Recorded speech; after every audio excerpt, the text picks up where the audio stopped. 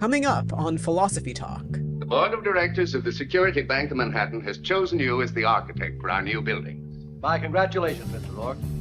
Can a building express a political viewpoint? Of course, we wouldn't alter your plans in any way. It's the brilliant ingenuity of your plans that sold us on the building. But its appearance is not of any known style. The public wouldn't like it.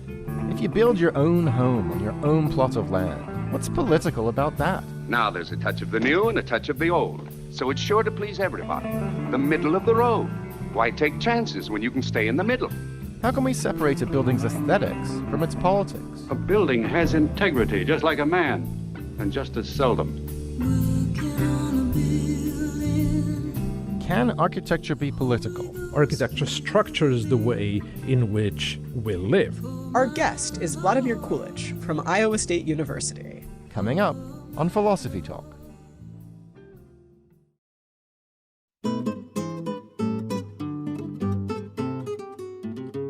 What can architecture tell us about the politics of its makers? Does the shape of a prison express the opinions of the state? Can't a flying buttress just be a flying buttress? Welcome to Philosophy Talk, the program that questions everything. Except your intelligence. I'm Josh Landy. And I'm Ray Briggs. We're coming to you via the studios of KALW, San Francisco Bay Area. Continuing conversations that begin at Philosopher's Corner on the Stanford campus, where Ray teaches philosophy and I direct the Philosophy and Literature Initiative. Today's episode is generously sponsored by the Stanford Global Studies program. And we're asking, can architecture be political? Of course it can be political. It's always political. Think about all those monuments to fallen soldiers, or city hall buildings, or public housing. Politics is everywhere. Okay, it's sometimes political, but isn't it sometimes just, pretty buildings? I don't know. Those pretty buildings didn't just pop out of the ground. Somebody built them. And so they express that person's values. Yeah, sure, they express values, but why do those values have to be political? Maybe it's a Frank Lloyd Wright, and it's communicating to us about the beauty of nature.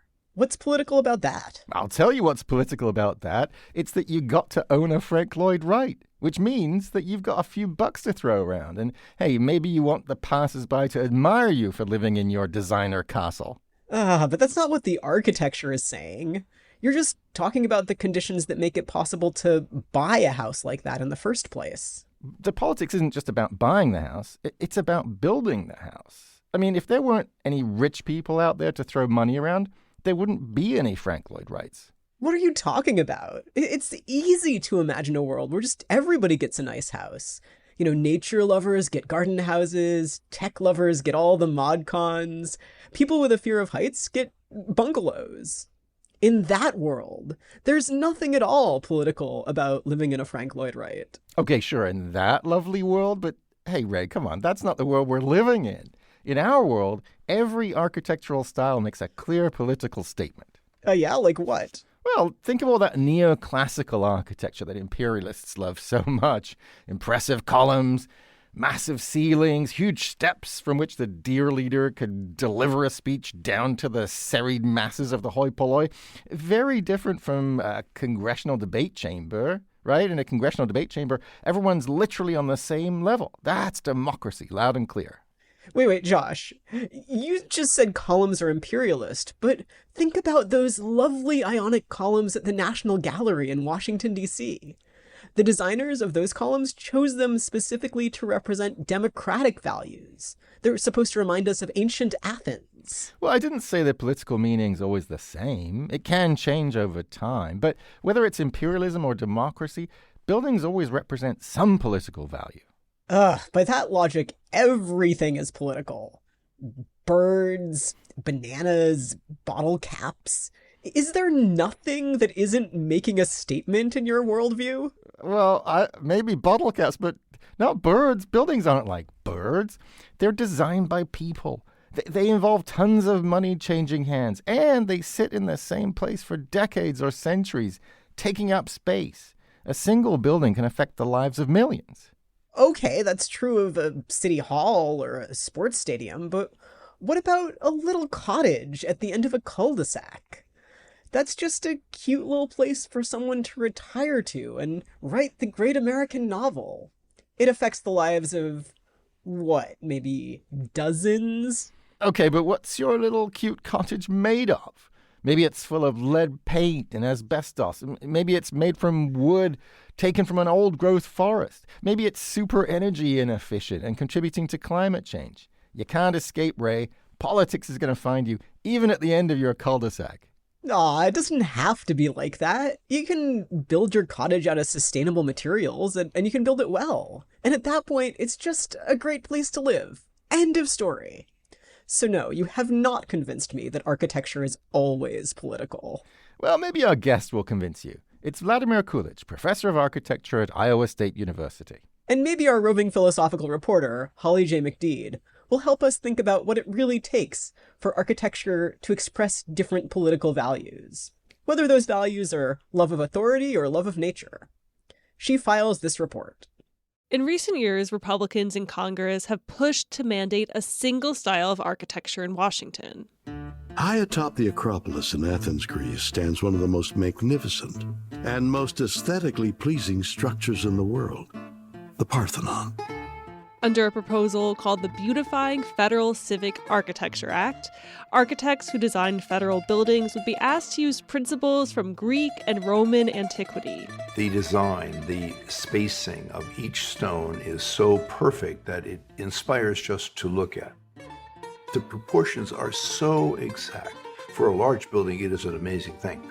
And it lifts the spirit upward. In 2020, former President Donald Trump also drafted an executive order titled Making Federal Buildings Beautiful Again. He's not alone in his fondness for Greek and Roman architecture. The alt-right corners of the internet are all about seeing Spartan culture as the hallmark of Western civilization. I think, when you get nostalgia, you start to get political ideologies in disguise. Hadass Steiner is a professor of architectural history and theory at SUNY Buffalo. She often asks her students whether they think architecture is political, and their responses tend to change with the times. But from her perspective, I think that architecture is inherently political because it engages with social, political, and cultural constructs. That's even true of deconstructivist architecture of the 1980s and 90s that promoted the absence of harmony or symmetry. But Steiner says architects can't hide from politics. Like the old adage, to be apolitical is also to be political. And the deconstructionist movement was highly politicized in its desire for neutrality and to disassociate itself actually from more right-wing politics in deconstruction and literature. Architecture that expresses a set of political values doesn't have to be a bad thing. Architecture that tries not to destroy the planet is good. You can find all sorts of examples of sustainable design, which is about reducing harm to the environment. Buildings made out of mud rather than steel or concrete. Places like Basel, Switzerland, where green spaces are mandatory on new buildings with flat roofs. A nonprofit in Norfolk, Virginia deliberately built their headquarters on a floodplain that's expected to be submerged in the coming decades because of rising tides. 13 News Now, a local station, reported on that. Instead of trying to fight the floods, it'll welcome them, allowing for space to flow underneath. It'll have features like a special stormwater roof that'll collect and store rainwater to be reused in ways inside. It'll be able to sustain higher winds. Also, it's good for wildlife in the area. They're incorporated into the plan. The nonprofit has agreed to demolish the building and leave once the water takes over. SUNY Buffalo's Hadass Steiner says architects are paying attention to social movements and expanding the definition of architecture. If you can open up the way we use the environment, right? Architecture to all the ways we use the environment and the new technologies that enable those things, I think we can see optimism for the future. Back at the U.S. Capitol, there's that push to go back to ancient Greek architecture. But another kind of movement is also underway. Washington appears to be rolling out clean energy rules adopted almost 2 decades ago. President George W. Bush had passed a law that included a mandate that new federal buildings be free of fossil fuels by 2030. So there's still time for the architects to get to work on that before the political tide turns again and we end up back in ancient Athens. How were the ancient Greeks able to build something that looks so perfect? For Philosophy Talk, I'm Holly J. McDeed. Thanks for that fascinating report, Holly. I'm Josh Landy, and with me is my Stanford colleague, Ray Briggs. Today we're asking, can architecture be political? We're joined now by Vladimir Kulić. He's professor of architecture in the College of Design at Iowa State University. And he's editor of Toward a Concrete Utopia, Architecture in Yugoslavia 1948 to 1980, which is based on an exhibition he helped curate at the Museum of Modern Art in New York. Vladimir, welcome to Philosophy Talk. Thank you for having me.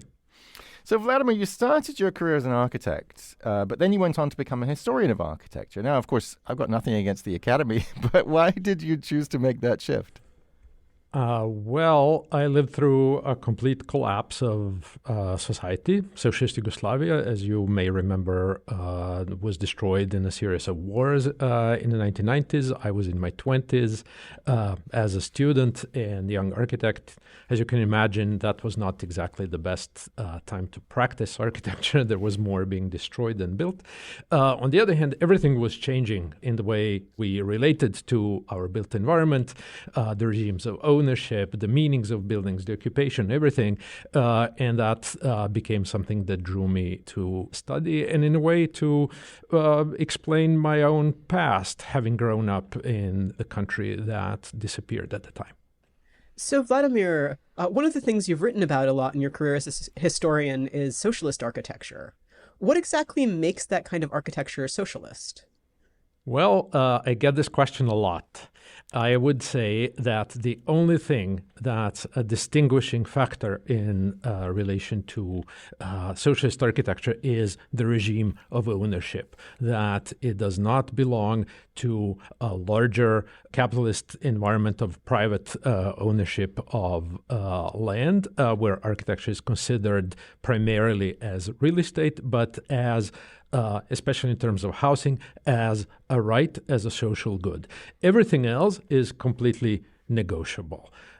Architectural styles, forms, materials, technologies, I can always throw at you the counter example if you want to get into an argument. Oh, that's so interesting. So I think kind of naively, when I think about socialist architecture, I picture a particular style that's got like lots of concrete and not many fancy decorations. Is that style not socialist?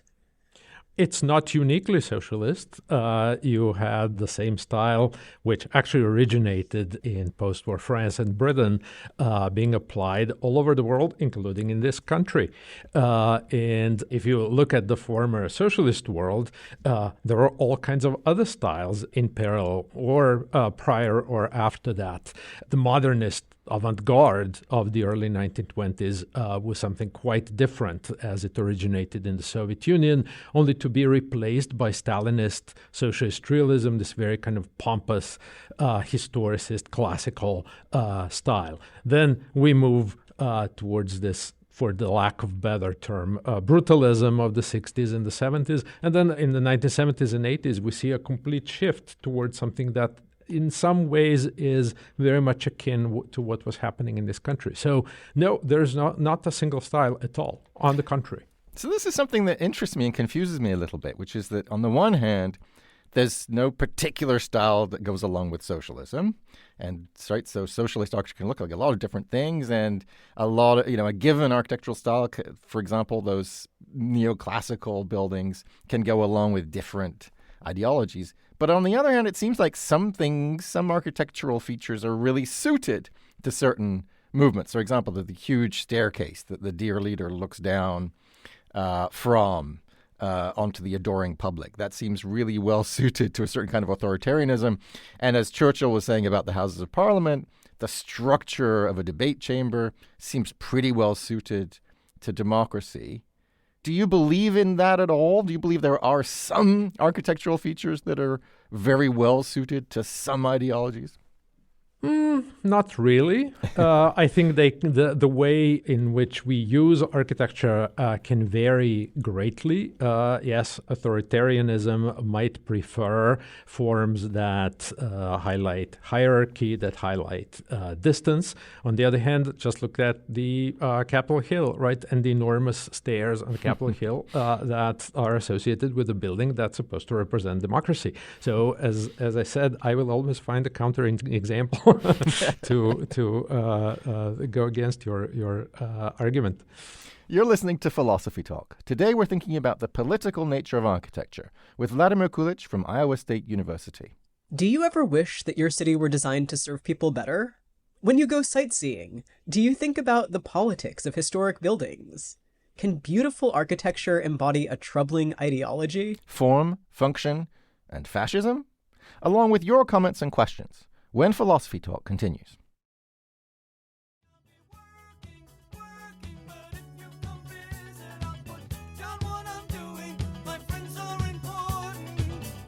Don't you worry about me. Don't you worry about me. Could buildings make life easier for everyone? I'm Josh Landy, and this is Philosophy Talk, the program that questions everything. Except your intelligence. I'm Ray Briggs, and we're asking whether architecture can be political, with Vladimir Kulić from Iowa State University. Today's episode is generously sponsored by the Global Studies program at Stanford University. And you can join Vladimir and other panelists for a conversation about monuments to nostalgia on Friday, October 27th at 12 noon Pacific, part of the Global Dialogue series. More information about this online event at the Global Studies website, sgs.stanford.edu. So, Vladimir, earlier Josh and I were discussing the politics of architecture. He said it's always political, and I disagreed. So which one of us is right? Well, it depends on the perspective. From the perspective of fish in the water, you can claim that your little house is your private thing that has not much to do with the broader political system. But to use that well-known philosophical phrase, I would argue that architecture is always already political. The fact that you have a plot of land to build a house is absolutely the product of a very particular political system, that there's a certain system of labor that's necessary to build the house adds to that, and so on and so forth. The trick with architecture that makes it very complicated to study is that it's political in many fundamental ways.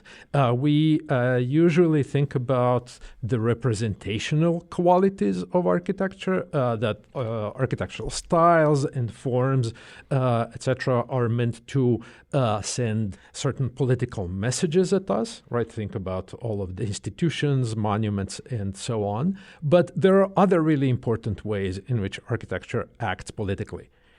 So what are some of those ways? Well, first, as I said, you need to build architecture on the land, right? And the way how we own and use and distribute land is fundamentally political. Architecture structures the way in which we live, right? It sort of organizes us. It sets boundaries or opens up possibilities for movement, which is also a fundamentally political question, especially on the level of the city, on the urban level. And then also architecture is a deeply material practice that depends on certain regimes of labor, right, and is embedded much more so than any kind of other field of culture production in the world of economy. And of course, economy and politics are very, very closely related to each other, right? So that's another really important aspect. So I wonder if we could divide types of architecture into sort of three categories, where one is real overtly political stuff, right? The kind of architecture that's basically only political and is clearly stating something like a monument, for example, or a war memorial, or a pyramid or something like that. And then the second category, architecture that's also political, right? So that it's not designed to be political like a monument is. But as you were saying a moment ago, look, the way it's built, where it's built, what kinds of movement it allows or doesn't allow, public housing, schools, prisons.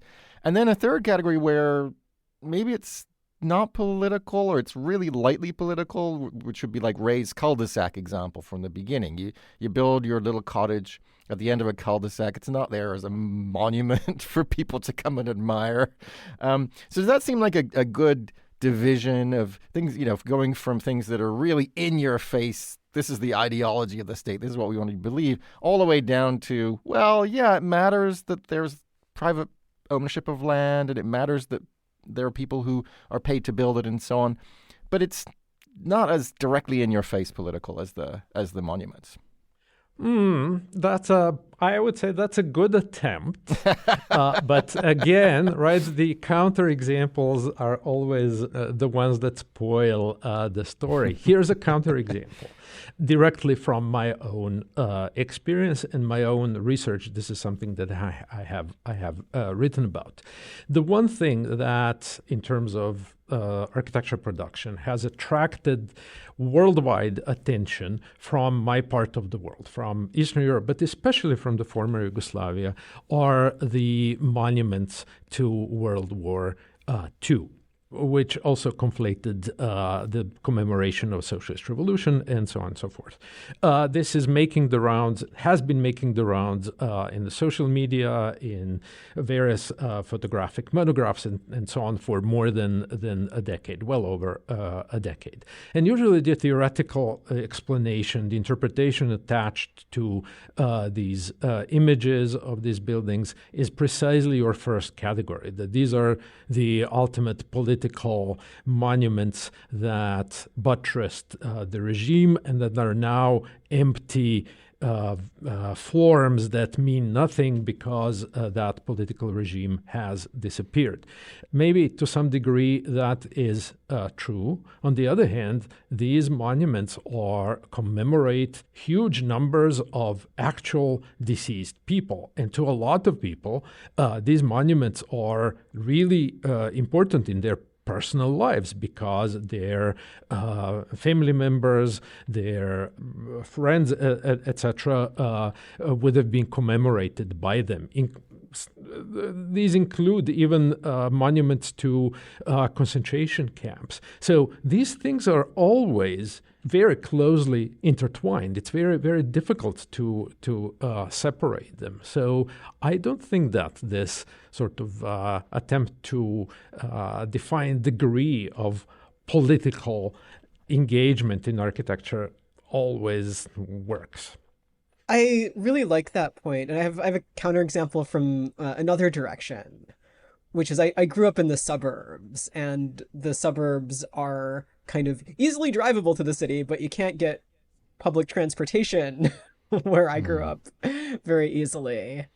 There are all these like very similar houses that are designed for nuclear families. And so people think of that as not political, but those both seem like really politically loaded choices that are kind of traced back to things like the invention of the automobile and Henry Ford trying to sell a bunch of automobiles. So I would argue that the differences go the other way too. Absolutely. And, if we push further in that direction, the emergence of American suburbia was, first of all, enabled by this, as you mentioned, Henry Ford, by the American industry pushing the state towards the creation of the highway system. And then the much darker side to it is that the suburbia, as they were originally conceived in the 1950s, late 40s and the 50s, were also very exclusionary and more specifically on the racial basis. So this is a fundamentally political aspect of that seemingly innocuous, neutral type of architecture, which is anything but political. Okay, but come on, Vladimir. Earlier you were saying that there's no particular one-to-one relationship between an architectural style and an ideology. Aren't you saying something a little bit different right now? Not really, because when you look at suburbia in terms of style, you have you have an entire world of styles. If you just look at the Levitt town, right, the prototype of American suburbia, the Levitt company was selling houses in different styles, right? In a way, it is sort of just addressing on a very particular form of the inhabitation and ownership and production, right? Where style is really something that, is the flimsiest, the most ephemeral part of the building and of the larger architectural system. You're listening to Philosophy Talk. Today, we're thinking about architecture and politics with Vladimir Kulić from Iowa State University. Vladimir, your point about the kind of racism of a lot of suburban design, at least in its origin, kind of raises another big question for me, which is, does stuff like city planning and the placement of highways, does that count as architecture too? Is that part of the stuff whose politics we're arguing about right now? That's a great question. You brought up at the beginning of our conversation the issue of architecture's utopian potential, right? This is my now interpretation of what you said earlier, that architecture has the potential to change the world. And it was for a long time sort of a structuring motivation for a lot of what we now call modern architecture that emerged at the turn of the 20th century. Architecture is really a tool for creating a better world. The failure of those attempts, right? The utopian aspirations of architecture have been condemned for the past 50 years. However, is not necessarily just a product of architecture, but also of its specific application in different political systems. Yeah, I mean, that makes sense to me. And I'm certainly convinced by you that, first of all, that some architecture that was designed with maybe good intentions didn't live up to those intentions, but also that much architecture wasn't designed with good intentions, or perhaps wasn't designed with enough thought at all. And some of the things I think about in this context are, for example, high-rise buildings full of low-income apartments, like the Grenfell Tower in London. There's a case in my home country I think about quite a lot, where there was a big fire and 72 people died. And, it seems like in a case like that, the quality of the architecture itself, the quality of the building materials, that's sending a pretty strong signal about the values of the society, of what, where the state is choosing to invest its resources. Does that seem like a good example to you, Vladimir? Absolutely. Grenfell Tower is a really kind of notorious case, but the question is where do we assign the blame, right? Because the Grenfell Tower's fire, we really need to look into details, right? The Grenfell Tower fire was due to a very particular insulation that was chosen at the moment of renovating the tower, and chosen because it's cheaper, right? Even though, as it appeared later, it was known that it was not the best thing to use. Here's another example that goes in line with this kind of widespread condemnation of modern architecture and of high-rise towers in relation to social housing. Pruitt-Igoe, perhaps the most notorious example of modernist housing complex falling apart. Right, Pruitt-Igoe in St. Louis was a famous neighborhood designed by Minoru Yamasaki, a Japanese-American architect who would later go on to build the World Trade Center, the Twin Towers in New York. Modernist housing built in order to resettle the segregated African-American neighborhood that eventually pretty much socially collapsed, became unusable as architecture and so on. And in the early 1970s was touted as its destruction in 1972 when the state eventually decided to destroy it, was touted as the moment when modern architecture died. As this myth survived for a very long time until finally scholars and very importantly filmmakers started looking into this question. And it turned out that the collapse of the Pruitt-Igoe was really the product of the state withdrawing the funding for maintenance, which led to pipes bursting, to elevators not working, to corridors being dark, and so on. So again, it's a fundamentally political question where the failure is not about the architect's part, it's about how we relate to architecture in political terms. So if you have a working architect who's trying to make design decisions about a building like this, and they think the people paying for the project or commissioning the project have really questionable ideas, how much responsibility do they have to push back, and how much responsibility do they have to deliver what they've been told to deliver? Well, one thing that I tell to my students is that architects cannot stop being citizens, and that their responsibility towards society does not stop when they acquire a commission for a building. And in that sense, it can be very difficult to practice. And some architects will refuse to design projects that they consider unethical. Others might be willing to do so. Others might be pushed by economic pressures to do so, which is again kind of a political pressure as well. So it's a tough situation.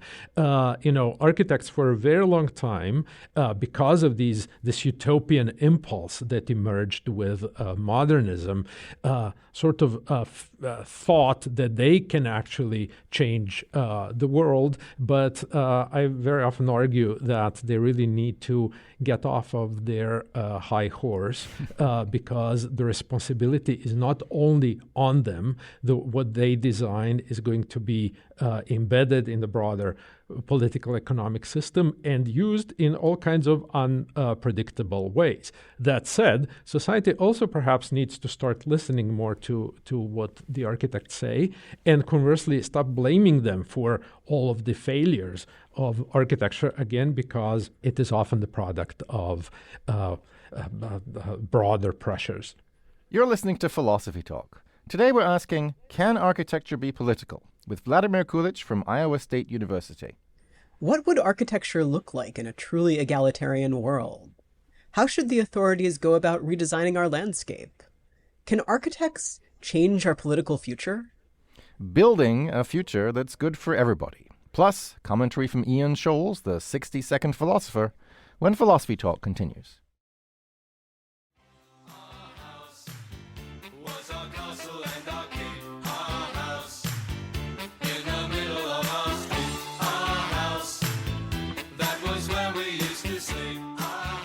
If it's your house in the middle of your street, is there anything political about it? I'm Josh Landy, and this is Philosophy Talk, the program that questions everything. Except your intelligence. I'm Ray Briggs. Our guest is Vladimir Kulić from Iowa State University, and we're thinking about architecture and politics. Today's episode is generously sponsored by the Stanford Global Studies program. So, Vladimir, there's a thing we like to do every so often on this show, and that's make our guest the czar of something or other. So today, with the powers vested in us by KLW Public Radio, we're going to make you czar of architectural design. What's the first thing you're going to change as czar to help bring about a better future? Ooh, that's a tough question because I'm not sure what the czar's powers are. As I've been trying to sort of argue throughout this conversation, architecture is so deeply embedded in the broader cultural economic system that to really fundamentally change the way we inhabit the world would require the changes that go far beyond just the question of architectural design.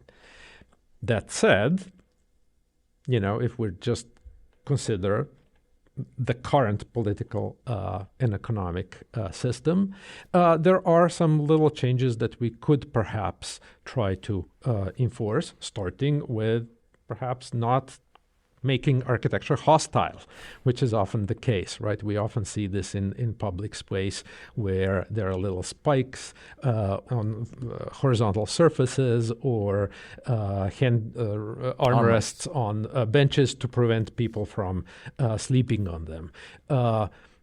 I would say we could sort of extrapolate this on a larger scale and make cities more permeable, less enclosed, less hostile to outsiders, and so on. And one thing that really would greatly change the situation in this country would be amping up significantly the investment in public housing. That all sounds really great, Vladimir. I'm wondering, do architects have the power to make these changes? And if not, who does have the power to make them?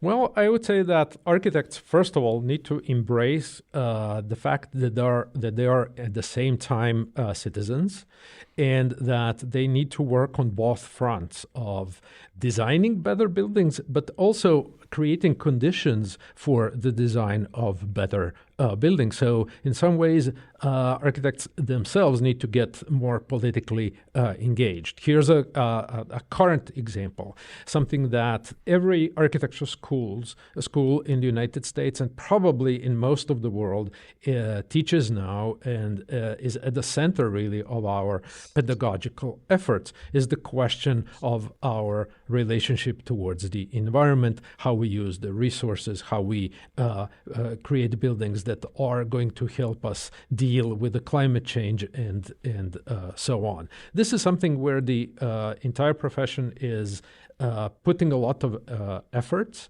On the other hand, the way in which this question is understood is often reduced to the technological dimension.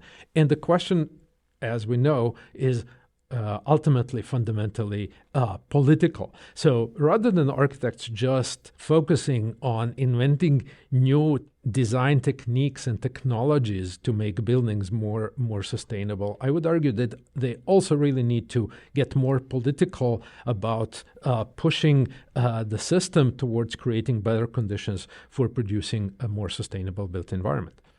So if I'm just one person trying to fight with my employer, I'm probably not going to get very far. So if you've got one architect who says, I refuse to design hostel benches, the employer might just fire you and hire somebody else to do it. So it seems like some kind of collective bargaining will be really helpful. Are there efforts underway among architects to band together and kind of agree on methods for making the world better?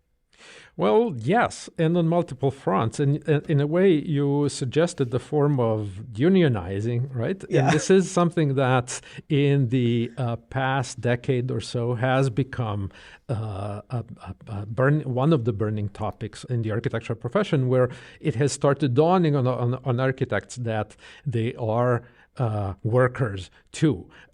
We have seen this kind of fundamental shift over the past couple of centuries where from kind of the figure of the gentleman architect who is already independently wealthy and practices architecture as a hobby towards increasing professionalization and the decreasing sort of social and cultural status of architects, where now most of people are employed in large offices and are really workers, laborers. And this sort of class consciousness is something that in a way is developing among architects. On the other hand, The architects in this country, at least, do have an organization, the American Institute of Architects, that has been pushing for changes, both in terms of the status of the architecture profession, for greater inclusivity of the profession, as well as a better relationship towards the environment and in which we build. These efforts sometimes falter, but there is kind of a growing sense within the profession, I would say, that it needs to become more politically conscious and active.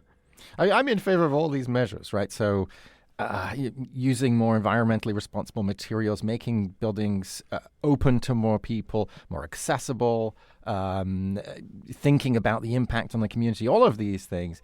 But I have to say, part of my hopeful vision of the future includes there being apolitical architecture. There being spaces for architecture that isn't really about ideology and really is just there to be beautiful, to think about the autonomy of art. And I say this not just, as a namby-pamby professor of literature, but also for political reasons, because you think about what Theodor Adorno, the Frankfurt School philosopher, said about art generally. He said, look, it's basically the one tiny island in the sea of capitalism that's kind of holding out against all of the purposefulness, all of capitalism's drive to make everything useful, right, and sort of economically advantageous, and it reminds us what freedom could be like. So I'm with Adorno in thinking,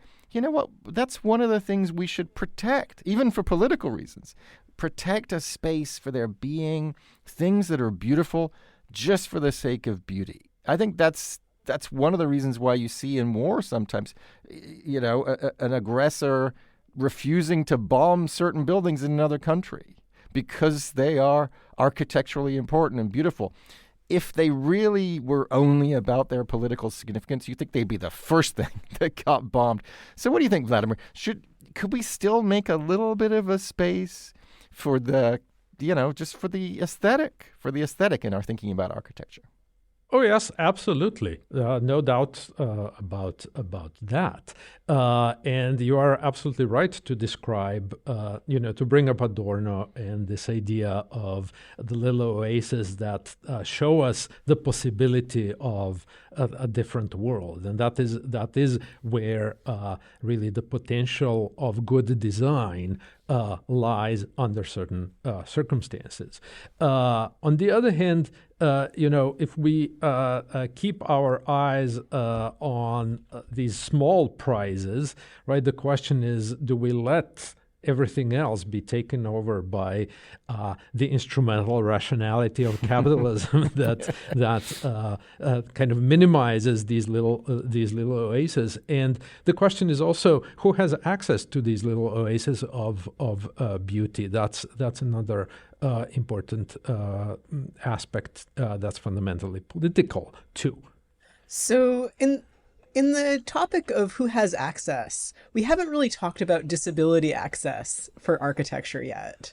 In the US, we have the Americans with Disabilities Act kind of revolutionizing how stuff gets built. It's not perfect, but it's I think affected things like curb cuts and elevators and hallway sizes. What do you think is the best direction forward for making sure like all kinds of bodies can access spaces? Well, here's another fundamentally political question too, right?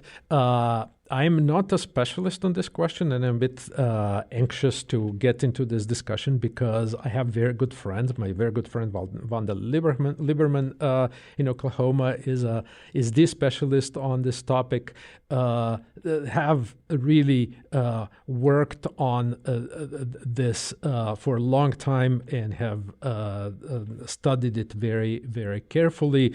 ADA, of course, is now one of the the requirements in architecture education and in practice as well. But it can also be criticized for all kinds of ways in which it in itself excludes some bodies that were not considered in it. So this is absolutely a developing discourse and a developing consideration in the architectural profession, and I imagine that we will be seeing even more discussions in the coming years.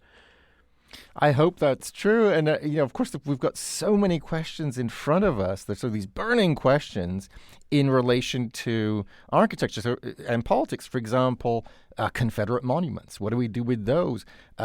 Names on buildings. Do you have any thoughts about the very burning questions of the day around issues like that? Well, these are fundamentally political questions that are for everyone, not just for me as an architectural historian, because they really concern our status as citizens. And these are the questions where these cracks emerge that really gives us the view into how architecture is political in the most obvious way. So I'm glad that you brought them up, because I think in a way they are really making my point about how architecture is always political. Vladimir, this conversation has been both useful and beautiful, just like a good building. I want to thank you so much for joining us today. Thank you for having me. It was a pleasure. Our guest has been Vladimir Kulić, professor of architecture in the College of Design at Iowa State University and editor of Toward a Concrete Utopia, Architecture in Yugoslavia, 1948 to 1980, an exhibition he also helped curate at the Museum of Modern Art. So, Ray, what are you thinking now? I'm thinking that when I walk down the street today, I'm just going to look at all the buildings and I'm going to think about how they got there and how they affect people's lives and maybe how I might design them better if I were in charge of them. I agree. I had exactly the same thought thinking about this stuff, that it sort of opens up the built environment to us in a totally different and really important way. What a great guest. We're going to put links to everything we've mentioned today on our website, philosophytalk.org, where you can also become a subscriber and gain access to our library of more than 500 episodes. And on Friday, October 27th at 12 p.m., you can join the Stanford Global Studies program for an online event in their Global Dialogues series, Monuments to Nostalgia. This event will feature today's guest, Vladimir Kulić. More information at the Stanford Global Studies website, sgs.stanford.edu. Now, a monument to speed, if ever there was one, it's Ian Scholes, the 60-second philosopher. Ian Scholes, a metaphor I've seen a lot. Inside politics is like learning what goes into a hot dog. It's not pretty. And yet we eat hot dogs and argue about whether it's okay to put ketchup on one. And suddenly it's not just politics, it's politics with mustard or get out. Architecture, like other arts, is not immune from this, especially if you get a building named after you when you retire from the Senate. A building also represents the city where the building occurs, so it's partisan in that sense. The Empire State Building comes to mind. I suppose it could be rebranded and the Yankees could be sold to Atlanta. The cold heart of prosperity is displayed either way. Wrigley Field still stands, but other stadiums come and go. Both Raiders and A's wanted a new stadium in Oakland, though the one they had seemed fine to me.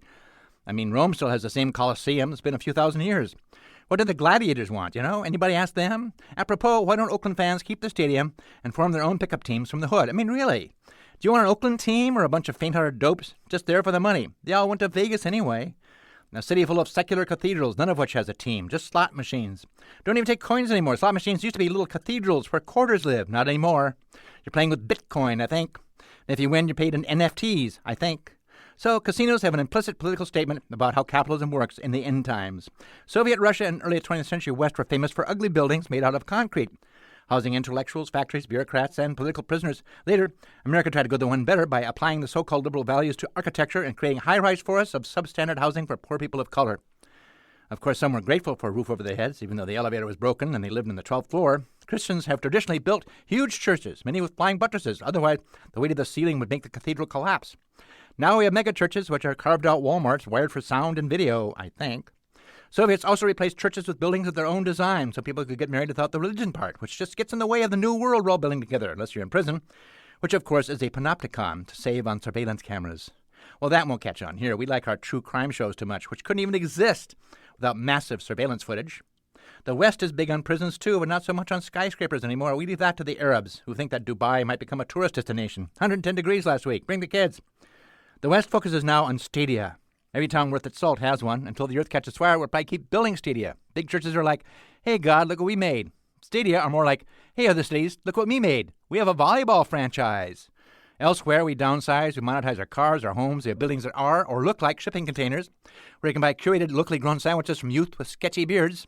Also, not to beat this dead horse, but if your town has a basketball franchise, what do you do when the team wants a new stadium in this downsized world, so they just move to Vegas, where stadia grow, where grass does not?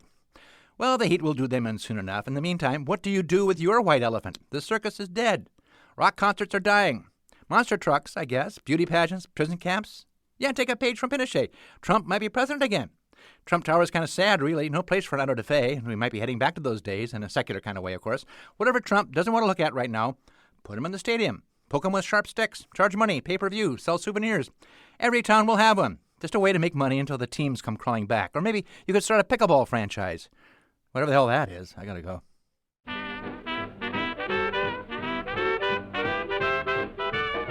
Philosophy Talk is a presentation of KALW San Francisco Bay Area and the trustees of Leland Stanford Junior University, copyright 2023. Our executive producer is Ben Trefny. The senior producer is Devin Strolovich. Laura McGuire is our director of research. Thanks also to Jamie Lee, Elizabeth Zhu, Emily Huang, Merle Kessler, and Angela Johnston. Support for Philosophy Talk comes from various groups at Stanford University and from the partners at our online community of thinkers. Support for this episode comes from the Stanford Global Studies program. And from the members of KALW Local Public Radio San Francisco, where our program originates. The views expressed or misexpressed on this program do not necessarily represent the opinions of Stanford University or of our other funders. Not even when they're true and reasonable. The conversation continues on our website, philosophytalk.org, where you can become a subscriber and gain access to our library of more than 500 episodes. I'm Josh Landy. And I'm Ray Briggs. Thank you for listening. And thank you for thinking. The dream of transforming Howard Terminal into a new Oakland A's stadium complex just got thrown a new curveball.